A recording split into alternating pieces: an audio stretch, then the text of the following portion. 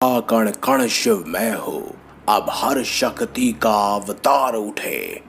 जल थल और अंबर से फिर बम बम बोले की जय जयकार उठे। हर हर महादेव। इसी बात पर कमेंट बॉक्स में हर हर महादेव अवश्य लिखें। देवों के देव भगवान शिव, जिनसे इस ब्रह्मांड की शुरुआत भी है और इस ब्रह्मांड का अंत भी।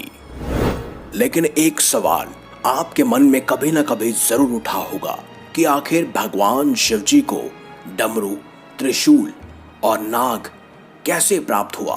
तो चलिए इसी विषय पर विस्तार से जानते हैं। सबसे पहले जानते हैं आखिर कैसे मिला शिव जी को उनका त्रिशूल। भगवान शिव जी सर्वश्रेष्ठ अस्त्र शस्त्र के ज्ञाता हैं।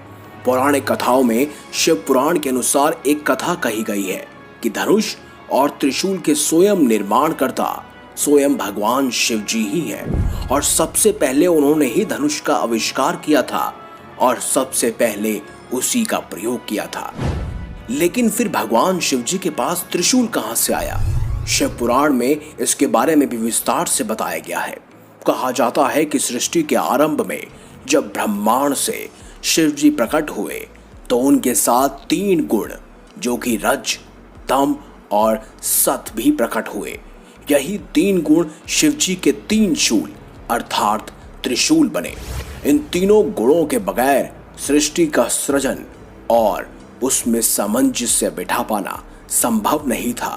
तभी भगवान शिव जी ने इन तीनों गुणों को अपने हाथों में एक शूल में बांध कर रखा, जो तीनों शूल मिलकर त्रिशूल बने। अब ये जानते हैं कि आखिर कैसे शिव जी के हाथों में डमरू आया। भगवान शिव जी के हाथों में डमरू आने की कथा बड़ी ही रोचक है। माना जाता है कि सृष्टि के आरंभ में जब देवी सरस्वती जी प्रकट हुई तो उन्होंने अपनी वीणा से सृष्टि को ध्वनि दी, लेकिन इस ध्वनि में कोई भी सुर या संगीत नहीं था। तभी उस समय भगवान शिव जी ने नृत्य करते हुए 14 बार डमरू बजाया और उस डमरू के सुर ताल संगीत से सृष्टि में ध्वनि का जन्म हुआ। कहा जाता है कि डमरू स्वयं भगवान ब्रह्मा का स्वरूप है, जो दूर से विस्तृत है। जैसे जैसे पास आते जाते हैं ये कम होता जाता है। अब जानते हैं कि आखिर शिव जी के गले में नाग कैसे पहुंचा। भगवान शिव जी के गले में जो नाग है उनका नाम है वासुकी और शिव स्रोत में कहा जाता है कि ये नाग नागों के राजा हैं और पूरे नागलोक पर इनका ही शासन चलता है। समुद्र मंथन में इन्हीं का उपयोग कर मंथन को मथा गया था।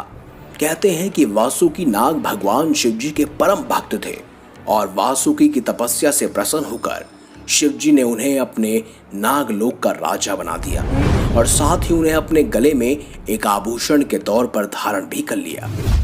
तो दोस्तों, इसी प्रकार से स्वयं महादेव को यानी भगवान शिव जी को डमरू, त्रिशूल और नाग प्राप्त हुए थे। आशा है आपको ये जानकारी अच्छी लगी हो। अगर ये वीडियो आपको अच्छी लगी है तो लाइक कीजिए।